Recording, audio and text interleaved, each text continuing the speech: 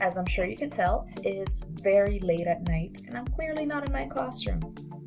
But earlier I did film some really easy organizing hacks that I am implementing in my classroom this year, and I thought it would be fun to share it with you guys and see if they might be useful to you to implement in your classroom as well. I hope you guys enjoy, and make sure you guys subscribe for more content if you guys are interested in Adobe, Canvas, and now organizing content in my channel. So, here's one of my organizing hacks. I have this giant window right next to the front door of my classroom, which doesn't afford me a lot of privacy because the blinds are broken. You can see I actually just went and tied them up with yarn. So what I ended up doing was putting a curtain for privacy. I ended up buying this very inexpensive shower curtain. Yes, you heard me correctly, a shower curtain from Target. It was about $10, and it comes in a really pretty print. And to hold it up, I bought a $6 tension rod at Target also, and I measured it and then put some basic medium command strips to hold up the tension rod on both sides of the window frame. And I had some carabiners left over and some binder clips, and that's what I'm using to hold up the curtain. And it's really great at privacy because nobody can actually look inside of the window. It gives me a really beautiful pattern to look at during class time. And on the outside of the window, it actually looks really pretty as well. So I would say in general, that's a really great hack for anybody who is looking for some privacy for any of their classroom windows. This next organizing hack I've been using for a few years, and I got the idea after going to the restaurant Texas de Brazil. At this restaurant, they bring you a lot of meat, and you basically have to flip over a card in order for them to know that you want meat or if you're done and you're satisfied.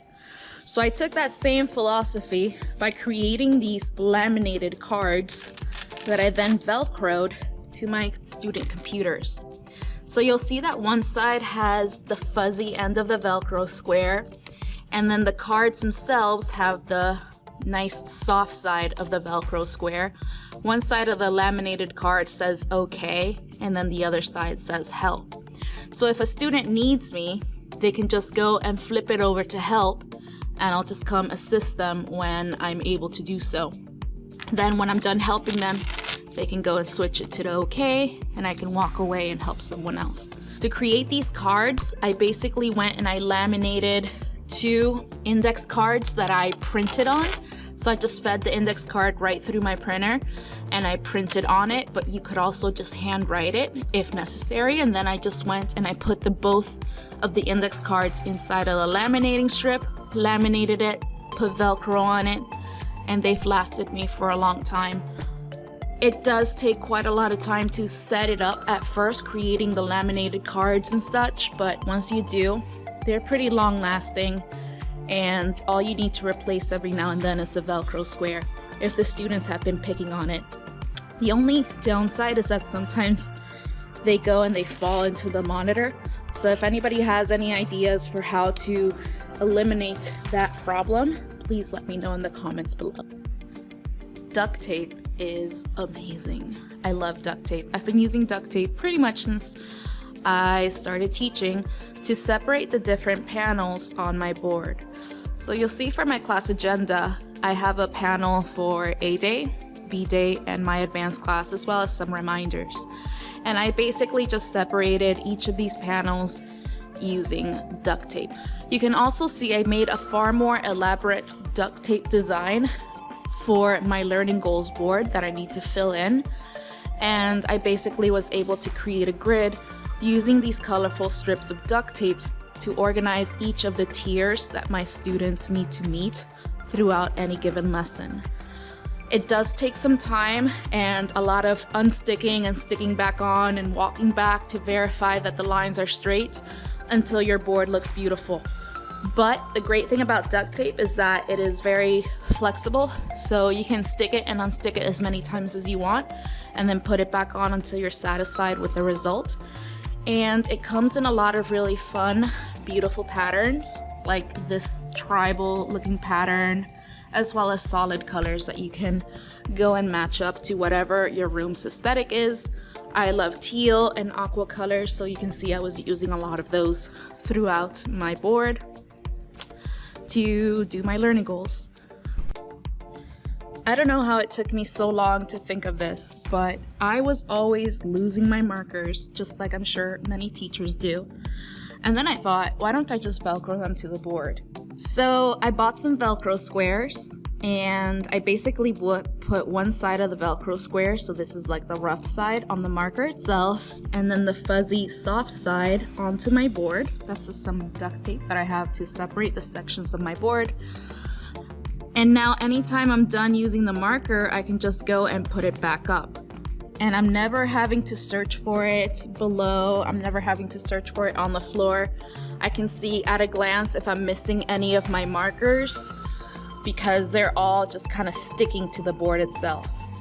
And all it took was just some very basic Velcro squares that I bought off Amazon, and then just attached to my markers. I don't want to pat myself on the back, but I think that's pretty genius. As part of my digital design curriculum, my students have to use drawing tablets to help them create a lot of different designs on Adobe Illustrator. So I keep all of my drawing tablets organized in this mesh organizer that I bought off Amazon. It was very inexpensive, and I really like that it has a different compartment for all of the drawing tablets to just stand upright, and for me to be able to see at a glance if any of the tablets are missing so that I can take action. If I'm not mistaken, when I searched on Amazon, I had put in mail sorter and I got this result. They really didn't cost very much. It was about $20 for one unit like this that holds about 11 tablets. And I have to say it's a really great organizing solution, because previously I had the tablets in a cabinet and I would forget all about them, so we never actually used them, which renders them useless. So really great organizing hack. Just remember, if you guys are going to keep anything out in the classroom, to number it and keep some kind of log of who is using it.